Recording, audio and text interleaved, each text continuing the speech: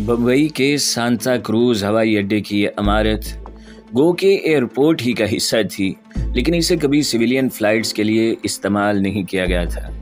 यूँ तो यहाँ हमेशा ही खसूसी परवाज़ें उतरा और चढ़ा करती थी, लेकिन आज बतौर ख़ास यहाँ फ़ौजी रेड अलर्ट था। हैरत की बात तो ये थी कि मुकामी स्टाफ जिसका ताल्लुक मिलिट्री इंटेलिजेंस की फ़ौजी यूनिट से था और जिसे यहाँ एयर ट्रैफिक कंट्रोल की जिम्मेदारियाँ सौंपी गई थी, इसे भी आज अचानक हटा लिया गया था। अब यहाँ रॉ की खसूसी टीम चार्ज संभालने आई थी।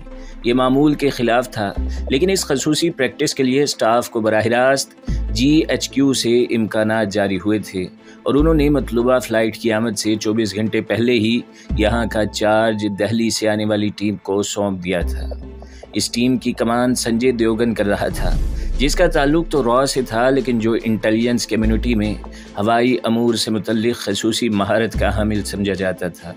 बमुश्किल 5 मिनट में देओगन ने मुकामी ATC यानी एयर ट्रैफिक कंट्रोल का बंदोबस्त कर लिया था। मिलिट्री इंटेलिजेंस की टीम के लिए यह अचंभे की बात हरगिज़ नहीं थी कि इसे पहले ही से यहाँ के कोड और डीकोड सिस्टम का इल्म था। सांता क्रूज के इस अहम हिस्से की हिफाजत के लिए भारतीय नेवल कमांडोज को तैनात किया गया था और इस 3-4 किलोमीटर के रकबे में फैले इलाके के नज़दीक कोई सरकारी एजेंसी भी नहीं फटक सकती थी।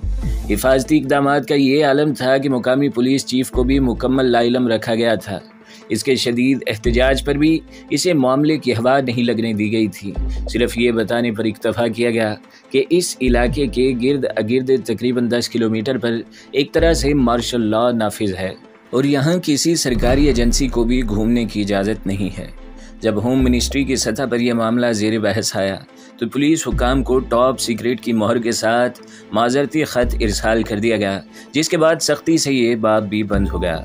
और अब तो गुज़श्ता 7-8 माह से ये हाल था कि मुंबई पुलिस ने इसे अपने लिए आउट ऑफ बाउंड एरिया समझकर खामोशी इख्तियार कर ली थी। गुज़श्ता 1 माह से जब से इस इलाके को खसूसी अहमियत हासिल हुई थी, यहाँ अमलन मिलिट्री इंटेलिजेंस का कंट्रोल था और यहाँ की तमाम ट्रैफिक भी इनके कंट्रोल में थी। लेकिन आज खिलाफ़े मामूल प्रैक्टिस हुई थी और ना सिर्फ ये कि 24 घंटे के लिए रॉ ने यहाँ का चार्ज संभाल लिया था, बल्कि हिफाजत पर मौजूद नेवी कमांडोज भी हटा लिए गए और यहाँ दिल्ली से ब्लैक कैट्स आ गए थे। ब्लैक कैट्स कमांडोज यूँ तो अपने आप में एक अलग और ख़ुद मुख्तार तंजीम थी, लेकिन इसका एक हिस्सा बराह रास्त रॉ के कंट्रोल में था और 2-3 कंपनियाँ तो मुस्तकिल रॉ की कमांड में रहती थीं। ये भी इनमें से एक कंपनी थी। इस सारे सेटअप की कमांड जो हंगामी बुनियादों पर तरतीब दिया गया था, संजय देओगन के हाथ में थी। अपने ताकतवर और इंतहाई जदीद सहूलियात वाले मुख्तसर से टेलीफोन नुमा सेट पर वो बराह रास्त दिल्ली और दुनिया के किसी भी मुल्क में अपने लोगों से रब्ता कर सकता था। देओगन की टीम ने सपहर के बाद सांता क्रूज के इस VIP हिस्से पर मुकम्मल कंट्रोल कर लिया था और अपने तरीके से इस बात की मुकम्मल तस्दीक कर ली थी कि इनकी कोई मुतहारिब एजेंसी तो इनकी मॉनिटरिंग नहीं कर रही। देओगन के ब्रीफ केस में मौजूद दुनिया के जदीद तरीन कंप्यूटर पर बैक वक्त तमाम सहूलियात मौजूद थीं, जिनके ज़रिए वो भी किसी भी सिस्टम को चेक कर सकता था। इसके तमाम मातहत अपनी अपनी जगह अलर्ट थे। हिफाजत पर मामूर ब्लैक कैट्स कमांडोज के एक कमांडर को भी सिर्फ ये बताया गया था कि रात के किसी भी पहर यहाँ एक इंतहाई अहम मेहमान की आमद मुतवक्के है, जिसको सबकी नज़रों से पोशीदा रख कर यहाँ से किसी और महफूज मुकाम तक ले जाना है। इस मेहमान को लाने वाले जहाज़ का ताल्लुक किस मुल्क या एयरलाइन से है, इसका किसी को इल्म नहीं था। यूँ तो यहाँ आने वाली अक्सर परवाज़ों के लिए ऐसे ही खुफिया और अहम इक़दामात किए जाते थे, लेकिन आज जैसा खसूसी एहतमाम इससे पहले देखने में नहीं आया था। इन लम्हात में जब संजय देओगन यहाँ की कमांड संभाल रहा था, इसराइल के दारुल हुकूमत तल अवीव के शुमाल में शहर से करीबन 40 किलोमीटर के फासले पर मौजूद एक ऐसे ही खुफिया एयरफील्ड पर एक छोटे जहाज़ के सिस्टम की चेकिंग की जा रही थी। मोसाद के ज़ेरे इस्तेमाल इस एयरफील्ड पर इसराइली कमांडोज की एक कंपनी मुस्तकिल तैनात थी, लेकिन इसका ताल्लुक इसराइल की मुसल्लह अफ़वाज से नहीं बल्कि मोसाद से था और अपने हर अमल के लिए यहाँ मौजूद तमाम कमांडोज अपने चीफ को जवाब देते। दुनिया की ताकतवर तरीन एजेंसी मोसाद की जो आलमी हैसियत थी, वही अपने मुल्क में भी थी। गो के इसराइली वज़ीर आज़म बिन गुरियान ने 1951 में मोसाद को कायम करते हुए इसे वज़ारत ख़ारजा के मातहत किया था, लेकिन इसराइल की तरह दुनिया के दीगर ममालिक भी जानते थे कि इस एजेंसी का जिक्र इसराइली बजट में नहीं होता, इसके सरबराह तक के नाम को पोशीदा रखा जाता है। موساد اپنے بعض خصوصی اقدامات کے لیے وزیر اعظم کو بھی اعتماد میں لینے کا تکلف نہیں کرتی، اور ماضی کی تاریخ اس بات کی گواہ تھی کہ اس نے بیشتر ایسے کارنامے انجام دیے تھے جنہوں نے CIA اور KGB جیسی ایجنسیوں کے دانت کھٹے کر کے رکھ دیے تھے۔ حیرت انگیز بات یہ تھی کہ موساد کا سارا عملہ صرف 1200 ملازمین پر مشتمل ہے، جن میں صفائی کا عملہ بھی شامل ہے۔ دنیا بھر میں پھیلے انٹیلیجنس کے اس طاقتور نیٹ ورک کو صرف 25 ذہن کنٹرول کرتے ہیں۔ یہ 20 تا 25 وہ کیٹسا جن کی انگلیوں کے اشارے پر ساری دنیا کی سیاست ناچ رہی ہے، اور وہ جب چاہتے اپنے اشارہ ابرو کی جنبش سے تیسری دنیا کے کسی بھی ملک کی حالت دنوں میں تبدیل کروا سکتے تھے۔ حکمرانوں کی عدل بدل، اپنی مرضی کے معاشی نظام کا نفاذ، عظیم یہودی سلطنت کے قیام کے لیے موساد ضروری خیال کرتی تھی۔ خصوصاً انہیں اپنے ارد گرد اور دنیا کے اس خطے میں کوئی ایسا حکمران قابل قبول نہیں تھا جس کو اسرائیل یا یہودیوں سے پرخاش ہو۔ وہ صرف اپنی ہاں میں ہاں ملانے والوں کو پسند کرتے تھے، اور مستقبل بعید میں بھی اسرائیل کے لیے خطرہ بننے والی کسی بھی شخصیت کو معمولی شک کی بنیاد پر ختم کر دینا ان کی زندگی کا اہم مقصد رہا تھا۔ موساد کے کسی بھی کیٹسا کی حیثیت اسرائیل حکومت کے نزدیک بہت اہم تھی۔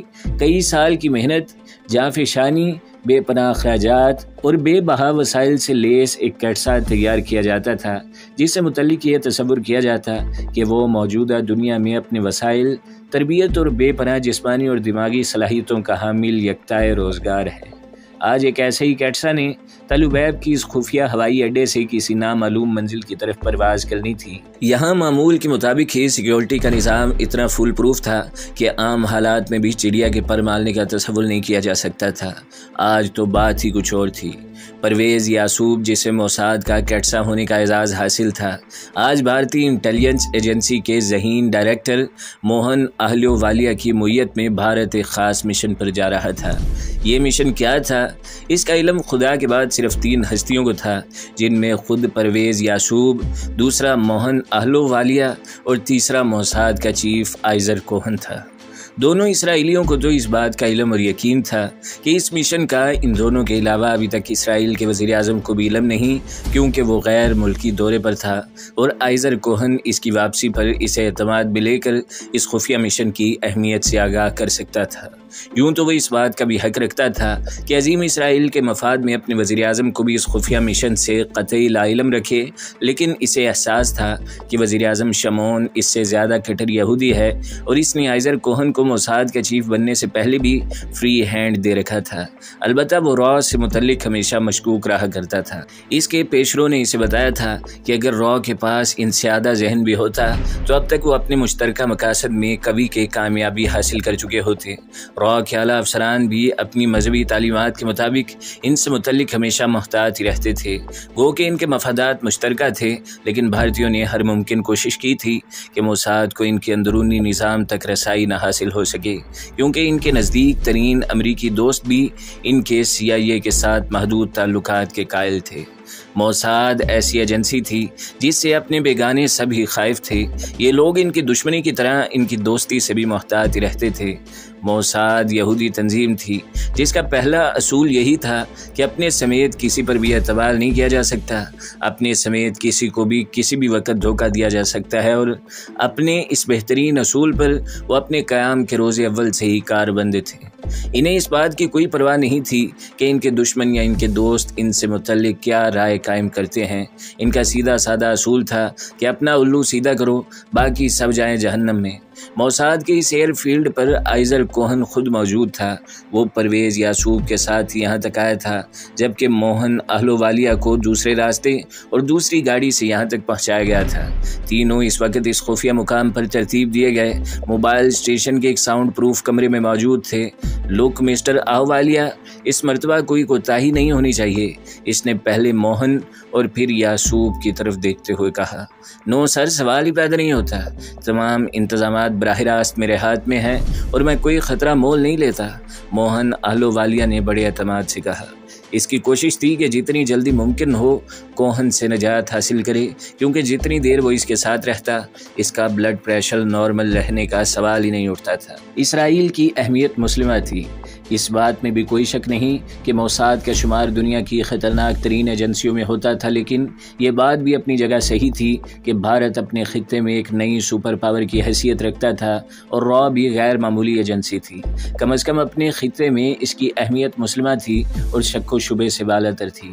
گو کہ موساد کی مدد سے انہوں نے اپنے ہمسایہ ممالک خصوصاً پاکستان کے خلاف بڑے بڑے آپریشن لانچ کیے اور مار کے سر کیے تھے، لیکن یہ یک طرفہ ٹریفک نہیں تھی۔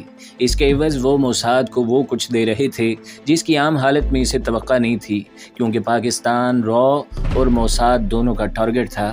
اگر را کو پاکستان کے ایٹمی پروگرام پر تشویش رہتی تھی تو موساد کے لیے بھی کوہوٹا پلانٹ ایک جان لیوا روگ بن چکا تھا۔ اپنی حیثیت میں انہوں نے یہاں جتنے بھی آپریشن لانچ کیے تھے وہ سب ناکامی سے دوچار ہوئے تھے، تبھی تو انہوں نے را سے تعاون کی درخواست کی تھی۔ اتنی عقل تو موہن اہلووالیہ میں بھی تھی کہ وہ موساد کی اس کمزوری کو سمجھ سکتا۔ انہیں اپنے ذرائع سے موساد کی پاکستان میں ناکامیوں کا علم رہتا تھا۔ حال ہی میں موساد نے غیر ملکی خبر رساں ایجنسی کی خوبصورت رپورٹر کے روپ میں اپنی جس ایجنٹ کو پاکستان میں دھکیلا تھا، اس نے اس حد تک تو کامیابی ضرور حاصل کر لی تھی کہ ہوس اور احساس کمتری کے مارے کچھ نام نہاد سیاستدانوں کی خواب گاہ تک رسائی حاصل کر کے ان سے بہت سی باتیں اگلوا لی تھی جو عام حالت میں شاید کبھی باہر نہ آ سکتی۔ لیکن جیسے ہی صرافہ نے اپنے پر مزید پھیلانے کی کوشش کی اور ایک فوجی آفیسر تک رسائی حاصل کی، اگلے ہی لمحے وہ پاکستانی کاؤنٹر انٹیلیجنس کی عکابی نگاہوں میں آ گئی۔ موساد کی یہ کامیابی ضرور تھی کہ جیسے اسے علم ہوا کہ ان کی ایجنٹ پاکستان کی زیر نگرانی یعنی انڈر آبزرویشن ہے، انہوں نے کمال ہوشیاری سے اسے اڑا لیا تھا۔ بھارت کے پاکستان میں موجود ہائی کمیشن صرف را ہی کے اڈے ہی نہیں بلکہ جنوبی ایشیا میں را کے بہترین مانیٹرنگ سیل بھی تھے، اور وہ اپنے علاوہ پاکستان میں سرگرمی عمل اور غیر ملکی ایجنسیوں کی نہ صرف نقل و حمل پر نظر رکھنے کی کوشش کرتے تھے بلکہ اس کوشش میں بھی لگے رہتے تھے کہ پاکستان میں ان ایجنسیوں کے مفادات اور ٹارگٹ کا بھی انہیں علم ہوتا رہے۔ اس طرح ان کا اپنا خاصا کام آسان ہو جانا تھا۔ موہن اہلووالیہ کے طالب علم آنے سے پہلے ان کے ڈی جی ڈائریکٹر جنرل نے اچھی طرح بریف کر دیا تھا کہ موساد نے پاکستان میں زبردست جھٹکا کھانے کے بعد کافی عرصے کے بعد ان سے رجوع کیا ہے، اس لیے خواہ ان کی کسی بلیک میلنگ کے سامنے جھکنے کی ضرورت نہیں ہے۔ موہن اہلووالیہ نے کوشش تو یہی کی تھی کہ دوران مذاکرات کسی بھی مرحلے پر کسی کمزوری کا مظاہرہ نہ کرے۔ اس مرتبہ اس کے بدلے ہوئے رویے کا نوٹس موساد نے لیا تھا، لیکن وہ اسے اہلووالیہ کی سادہ لوہی سے زیادہ کچھ اہمیت دینے کے لیے تیار نہیں تھے، کیونکہ وہ جانتے تھے کہ مڈل ایسٹ کے تمام مسلمان ممالک میں ان کا سارا گورکھ دھندا موساد کے بل بوتے پر ہی چل رہا ہے۔ اگر موساد ان سے ہاتھ کھینچ لے تو یہاں بھارتی کوئی آپریشن اگلے 50 سال میں بھی لانچ نہیں کر سکتے۔ ان کا احساس برتری جوں کا تو برقرار تھا۔ اہلووالیہ کا جی تو یہی چاہتا تھا کہ ابھی سارے گورکھ دھندے پر لعنت بھیج کر اپنے دیس واپس جائے اور را کی مدد سے جاری موساد کے تمام آپریشن روک دے، لیکن وہ بدقسمتی سے ایسا صرف سوچ ہی سکتا تھا، اس پر عمل ممکن نہیں تھا۔ تھوڑی ہی دیر بعد وہاں موجود طیارے میں دونوں سوار ہو گئے۔ اس طیارے کا عملہ ایک پائلٹ اور 2 معاونین پر مشتمل تھا اور اس کے صرف 2 مسافر تھے، را کا ڈپٹی ڈائریکٹر اہلووالیہ اور موساد کا کیٹسا پرویز یعصوب۔ دن بھر کی باغ دوڑ نے اہلووالیہ کو تھکا دیا تھا۔ سارا دن موساد کے ذمہ داروں سے مغز ماری کرتے گزرا تھا۔ یہ لوگ بال کی کھال اتار لیا کرتے تھے۔ انہوں نے اہلووالیہ سے ایسے سوالات کیے تھے کہ وہ خود چکرا کر رہ گیا تھا۔ اس سے ہر ممکن تحفظات حاصل کر لیے تھے۔ اہلووالیہ کے لیے حیران کن بلکہ کافی حد تک پریشان کن بات یہ تھی کہ ان لوگوں کی معلومات پاکستان سے متعلق را کے ڈپٹی ڈائریکٹر سے کس طرح بھی کم نہیں تھی، خصوصاً پاکستان کے ایٹمی تنصیبات سے متعلق جو کچھ بھی اہلووالیہ نے انہیں بتایا وہ اس سے آگے کی بات اہلووالیہ کو بتا کر پریشان کر دیتے۔ اب اسے شاید 40 گھنٹے بعد قدرے سہولت میسر آئی تھی۔ اس نے اپنی ٹانگیں آگے کی سمت پھیلا کر سیٹ کی پشت کو پیچھے دھکیلا اور آنکھیں بند کر لیں۔ طیارہ فضا میں بلند ہونے کے بمشکل 15-20 منٹ بعد اہلووالیہ گہری نیند سو رہا تھا۔ اسے کچھ فاصلے پر بیٹھا یعصوب بڑی عجیب نظروں سے بدلتی ہوئی کیفیات کا جائزہ لے رہا تھا، لیکن کیا مجال جو اس نے اپنے منہ سے ایک لفظ بھی نکالا ہو۔ اسے اہلووالیہ پر قدرے رحم بھی آ رہا تھا، جو نیند سے لڑنے کی ناکام کوششوں میں مصروف اور کبھی کبھی اچانک ہڑبڑا کر یعصوب کی طرف دیکھ لیتا تھا کہ کہیں وہ اسے دیکھ تو نہیں رہا۔ اس کی خواہش تھی اسے نیند آ جائے اور ایسا ہی ہوا۔ جب معاملین میں سے ایک اس کے قریب ریفریشمنٹ کی ٹرالی دھکیلتے ہوئے لایا تو را کا ڈپٹی ڈائریکٹر گہری نیند کے مزے لے رہا تھا۔ مؤدب معاون نے یعصوب کی سیٹ کے سامنے پھیلی ٹرالی پر اس کے حسب منشا مشروب رکھا اور گردن گھما کر سوتے ہوئے اہل و والیہ پر نظر ڈال کر دوبارہ یعصوب کی طرف اجازت طلب سے دیکھا۔ رہنے دو، یعصوب نے اس سے کہا اور معاون نے مؤدب ہو کر سر جھکائے ہوئے اپنی راہ لے لی۔ اہل و والیہ کی آنکھ کھلی تو جہاز بحیرہ ہند پر اڑ رہا تھا۔ آنکھیں ملتے ہوئے اس نے کھڑکی میں سے دیکھا تو یوں لگا جیسے وہ ہوائی جہاز کی بجائے سمندری جہاز میں سفر کر رہا ہو۔ حیرت انگیز حد تک سطح سمندر کے قریب ان کا جہاز پرواز کر رہا تھا۔ اہل و والیہ نے 2-3 مرتبہ آنکھیں جھپکا کر یہ یقین کرنا چاہا کہ کہیں وہ خواب تو نہیں دیکھ رہا، لیکن یہ خواب نہیں، سچائی تھی۔ اسرائیلی فضائیہ کا انتہائی تربیت یافتہ کیپٹن وکٹر، جسے موساد ہمیشہ ایسے خطرناک مشن کے لیے منتخب کیا کرتی تھی، آج بھی مہارت کا کمال دکھا رہا تھا۔ اس نے اپنے طیارے کو اتنی کم بلندی پر رکھا ہوا تھا کہ اس علاقے میں موجود حساس ترین ریڈار بھی اس کی نقل و حرکت نوٹ نہیں کر سکتا۔ اتنی کم بلندی پر اس رفتار سے جہاز کو اڑانا اس کا کمال تھا۔ اہل و والیہ نے اپنی آنکھیں سامنے کی طرف جما دیں۔ اچانک ہی اسے اپنے سر پر لگے مائک سے پائلٹ کی آواز سنائی دی، سر اگر آپ برا نہ منائیں تو اپنی کھڑکی کے شٹر بند کر دیں، ہم بہت حساس علاقے سے گزر رہے ہیں، اگلے 20 منٹ تک کچھ بھی ممکن ہے۔ اہل و والیہ سمجھ گیا کہ جہاز سیکیورٹی کے انتہائی جدید آلات سے لیس ہے اور اس کی ہر سیٹ پر موجود مسافر کی ہر حرکت پائلٹ کی نظروں میں آ سکتی ہے۔ اس نے فوراً اپنی کھڑکی کے پلاسٹک شٹر بند کر دیے۔ اہل و والیہ جانتا تھا کہ اب وہ پاکستان کی سمندری حدود سے کچھ فاصلے پر گزر رہے ہیں اور پاکستان کے بحری عقابوں سے متعلق اسے کوئی غلط فہمی نہیں تھی۔ ابھی چند روز پہلے ہی جب انہوں نے پاکستان کے ایک ساحلی علاقے میں تخریب کاری مواد پہنچانا چاہا تو وہ تصور بھی نہیں کر سکتے تھے کہ جو محفوظ ترین طریقہ اپنی دانست میں انہوں نے اپنایا تھا وہ بھی پاکستان میری ٹائم ایجنسی کی نظروں میں آ جائے گا۔ پاکستانی ماہی گیروں کی ایک کشتی کے ذریعے بظاہر وہ لوگ بڑی کامیابی سے اپنی منزل کی طرف رواں تھے، جب ایک دیوان ان کے سروں پر نیچی پرواز کرتا ہوا گزرا اور 15-20 منٹ بعد جب وہ مطمئن ہو کر پاکستانی ساحل کی طرف بڑھ رہے تھے، عین ان لمحات میں اچانک 2 برق رفتار گن بوٹس نے، جو شاید کسی سمندری چٹان کے پیچھے پہلے سے چھپی ہوئی تھیں، انہیں جکڑ لیا۔ 5 دہشت گردوں را کے ایک انسٹرکٹر سمیت کشتی پکڑ لی گئی۔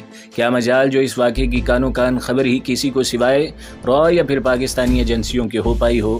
یہ بڑی کھیپ تھی جو اگر متعلقہ ہاتھوں میں پہنچ جاتی تو بہت تباہی لاتی، لیکن پاکستانی بحریہ کے مضبوط حفاظتی نظام میں کوئی خلا بظاہر وہ ابھی تک تلاش نہیں کر پائے تھے۔ اہل و والیہ اپنی سیٹ پر قدرے سمٹ کر بیٹھ گیا۔ یعصوب ابھی تک اس کی طرف کی نکھیوں سے دیکھ کر دل ہی دل میں مسکرا رہا تھا۔ اس جہاز میں ایک ایسا خودکار نظام موجود تھا جس کی مدد سے جہاز تباہ ہونے کی صورت میں بھی اس کے سوار پائلٹ سمیت محفوظ رہ سکتے تھے۔ اہل و والیہ جس سیٹ پر بیٹھا تھا وہ ایک محفوظ فضائی کیبن تھا جسے کسی بھی خطرے کی صورت میں پائلٹ ایک بٹن دبا کر جہاز سے الگ کر دیتا اور وہ بحفاظت زمین پر اتر جاتے۔